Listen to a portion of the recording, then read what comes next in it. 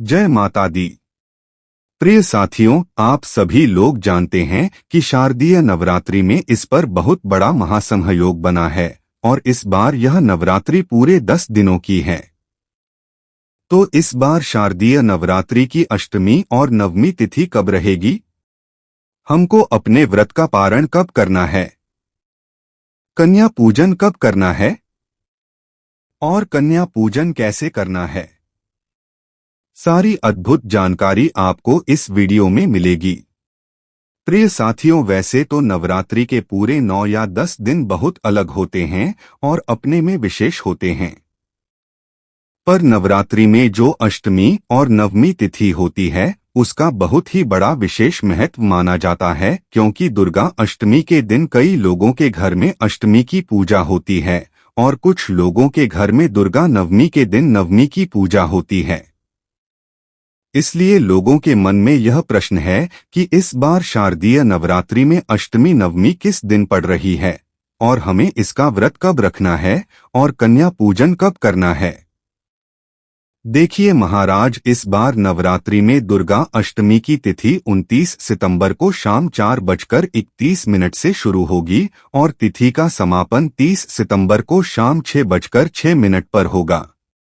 उदया तिथि के अनुसार दुर्गा अष्टमी इस बार 30 सितंबर 2025 के दिन मानी जाएगी और इसी दिन अष्टमी की पूजा होगी और कन्या पूजन भी आप लोग करेंगे। देखिए मेरे प्रिय साथियों, ज्यादातर लोग दुर्गा अष्टमी या महाअष्टमी के दिन ही कन्या पूजन करते हैं। तो अगर आप लोग भी इसी दिन कन्या पूजन करने वाले हैं तो कन्या पूजन का शुभ मुहूर्त वैसे तो सुबह से ही शुरू हो जाता है और दोपहर के लगभग 12 या 1 बजे तक चलता है। तो इस बीच में आप कन्या भोजन और पूजन करवा सकते हैं।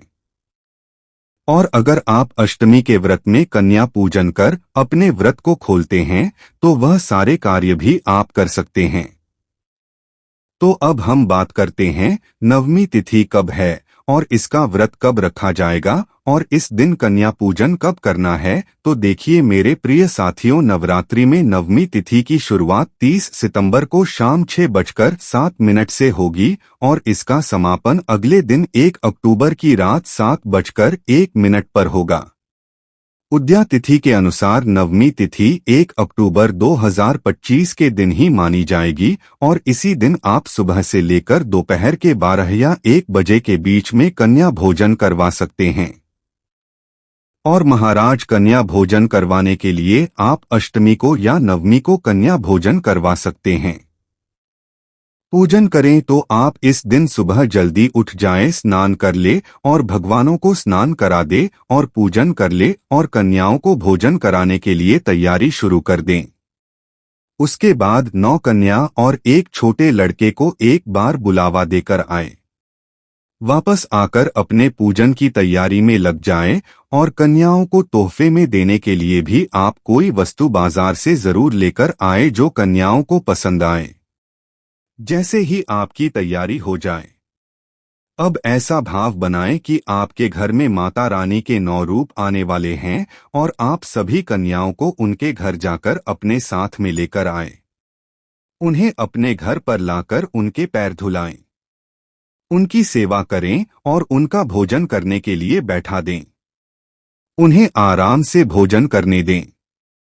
भोजन करने के बाद उन्हें कुछ समय खेलने दें और आखिर में जब वह थक जाएं उसके बाद आप उन सभी की पूजन करें।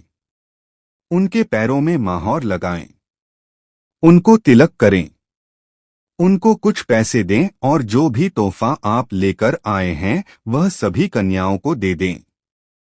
साथ ही में जो छोटा लड़का आप लेकर आएंगे उसकी भी आपको पूजन करना है।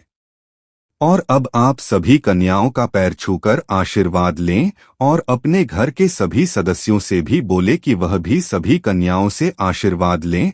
छोटे लड़के के भी आप पैर जरूर छुए महाराज। अब आप सभी कन्याओं को उनके घर तक छोड़कर आए और आपका कन्या पूजन यहाँ पर पूरा हो जाता है। वैसे कन्या पूजन सुबह के समय कर लेना चाहिए, पर लेट हो जाए तो दोपहर को 12 बजे से पहले कर ले तो अच्छा है। और मेरे प्रिय साथियों, इस बार विजयदशमी 2 अक्टूबर 2025 के दिन रहेगी, जिस दिन सभी लोग अपने व्रत का पारण करते हैं, यानी अपने नवरात्रि के दिन के व्रत को खोलते हैं। बाकी कुछ लोग अष्टमी के दिन भी व्रत को खोलते हैं और नवमी के दिन भी खोलते हैं। आपके यहाँ जैसी परंपरा होनी है वह वैसा पालन करें। मेरे प्रिय साथियों, अब हम आशा करते हैं कि आप हमारे चैनल को सब्सक्राइब करेंगे और आप हमारी यह वीडियो कहां से देख रहे हैं, कमेंट में जरूर बताएं। जय माता दी प्रिय साथियों।